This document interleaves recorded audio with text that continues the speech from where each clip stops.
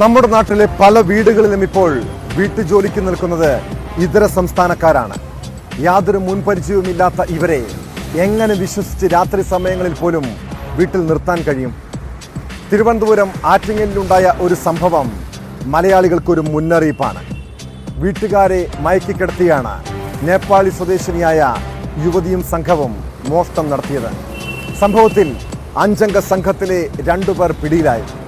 വർക്കല സ്വദേശിനി ശ്രീദേവിയുടെ വീട്ടിലാണ് മോഷണമുണ്ടായത്.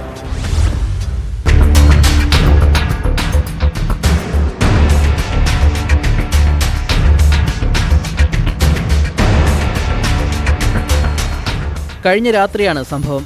ശ്രീദേവി അമ്മയുടെ മകൻ ബാംഗ്ലൂരിൽ നിന്ന് ഭാര്യ ദീപയെ നിരവധി തവണ ഫോണിൽ ബന്ധപ്പെടാൻ ശ്രമിച്ചു.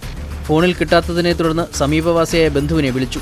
തുടർന്ന് ബന്ധു വീട്ടിലെത്തുമ്പോൾ 4 പേർ ഓടി രക്ഷപ്പെടുന്നതാണ് കണ്ടത്. വീടിനുള്ളിൽ കയറി നോക്കുമ്പോൾ 3 പേരും ബോധരഹിതരായിരുന്നു. ശ്രീദേവി അമ്മ, മരുമകൾ ദീപ, ഹോം നഴ്സ് സിന്ധു എന്നിവർ കൊല്ലത്തെ സ്വകാര്യ ആശുപത്രിയിൽ ചികിത്സയിലാണ്.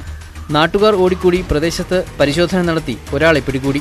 ഇയാൾ ബാഗിൽ പണവും സ്വർണവുമായി രക്ഷപ്പെടാൻ ശ്രമിക്കവേ വീടിനു പുറകിലെ മതിൽക്കമ്പിയിൽ കാൽ കുരുങ്ങി കിടക്കുകയായിരുന്നു.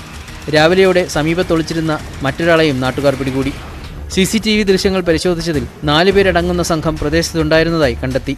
15 ദിവസം മുമ്പ് വീട്ടുജോലിക്ക് പ്രവേശിച്ച നേപ്പാളി സ്വദേശിനിയായ യുവതിയാണ് ഭക്ഷണത്തിൽ ലഹരി കലർത്തിയത്. അയിരൂർ പോലീസ് അന്വേഷണം ആരംഭിച്ചു. വിരലടയാള വിദഗ്ധർ സ്ഥലത്തെത്തി പരിശോധന നടത്തി.